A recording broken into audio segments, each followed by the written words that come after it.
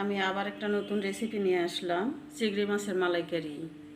তো এটা পাকাতে যা যা লাগবে উপকরণ আপনাদের সাথে শেয়ার করতেছি, আপনারা দেখেন।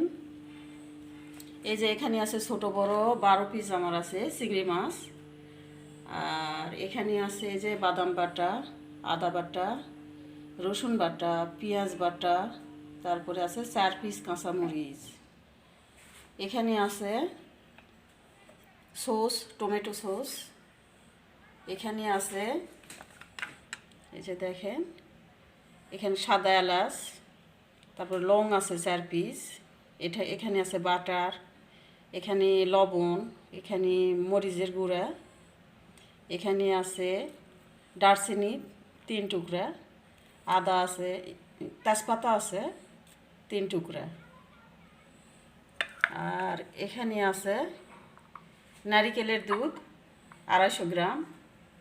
এখানে আছে পেঁয়াজ কুচি 1 কাপ। আর যা লাগে সব এখানে তো আছে। দেখেন আমি কি করে পাক করি, আপনারা আমার সাথেই থাকেন এবং দেখেন।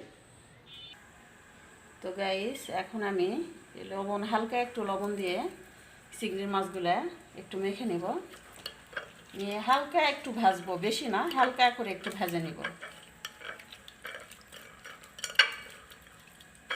মাখা হয়ে গেছে, এখন হালকা করে একটু ভেজে নেব।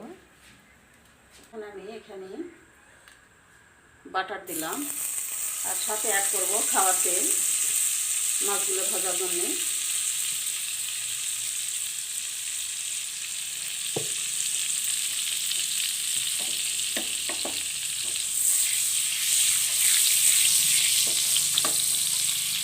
এরপর এখানে আমি দিব মাছগুলো।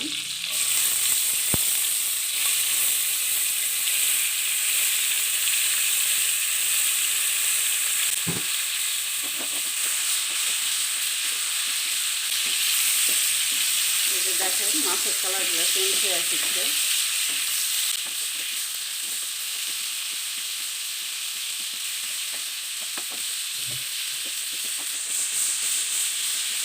এই যে আমার মাছগুলো ভাজা হয়ে গেছে, অল্প করে একটু ভাজলাম। এখন এইটা আমি উঠে নেব।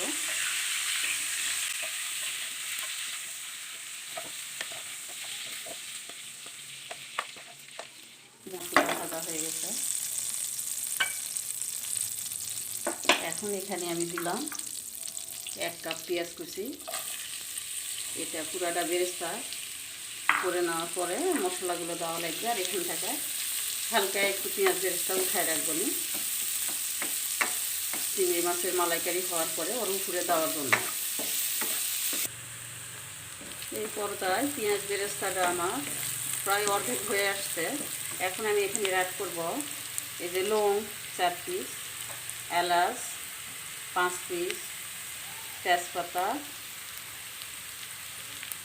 তারপর এই যে দারচিনি 3 টুকরো।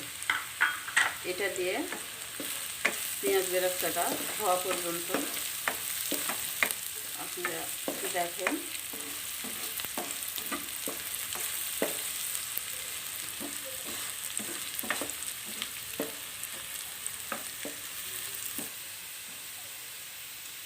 এই পর্যায়ে আমার পেঁয়াজ বেরেস্তাটা হয়ে গেছে। এখন এখান থেকে আমি সামান্য পরিমাণ পেঁয়াজ বেরেস্তাটা উঠায় রাখবো। এটা আমার মালাইকারি যখন কমপ্লিট হয়ে যাবে ওর উপরে দেওয়ার জন্য হালকা একটু। এখন এখানে আমি অ্যাড করবো এই যে মশলা। এখানে আছে পেঁয়াজ বাটা, তারপরে আছে যে রসুন বাটা, তারপর আছে এই যে আদা বাটা, তারপর আছে এখানে বাদাম বাটা,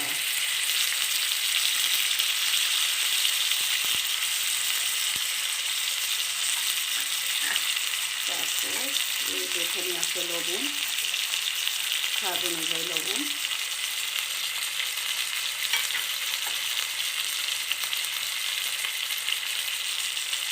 হালকা একটু পানি দিয়ে মশলাগুলো কষে নেব।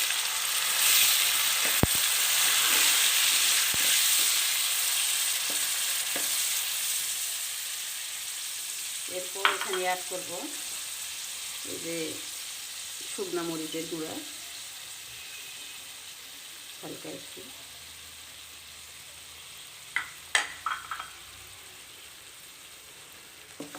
এখন মশলাটা অনেক সুন্দর করে কষাইতে হবে।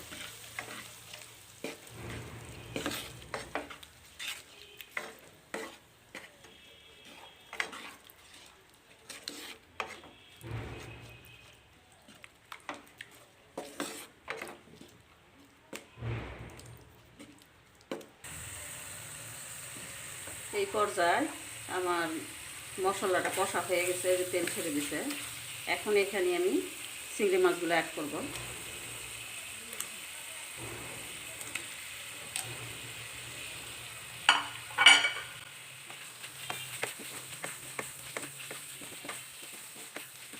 তো এখানে আমি দিয়ে দিলাম এই যে নারকেলের দুধ,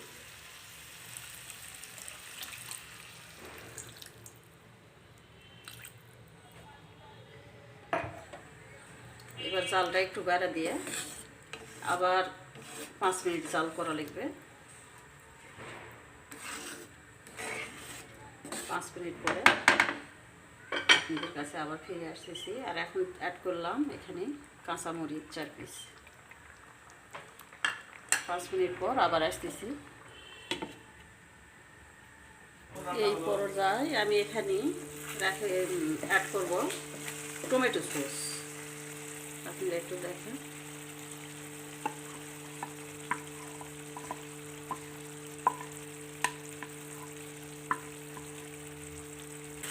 এই যে টমেটো সস অ্যাড করলাম এখানে। এখন এই 2-1 মিনিট একটু জাল দিব। দেওয়ার পরে আবার আমি আপনাদের সার্ভ করে দেখাবো কেমন হয়। তো 2 মিনিট পরে আবার আসতেছি।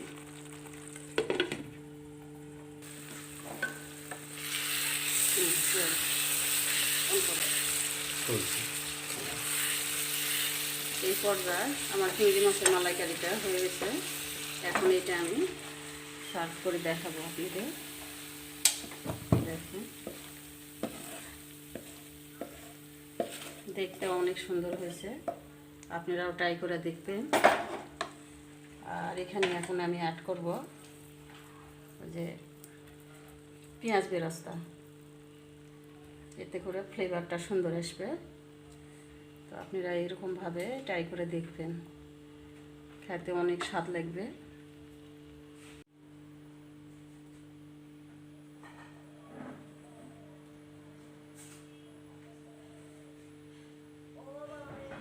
আমার চ্যানেলটা সাবস্ক্রাইব করবেন এবং লাইক কমেন্ট শেয়ার করে আমাকে জানাবেন আমার পাকটা কেমন হয়েছে।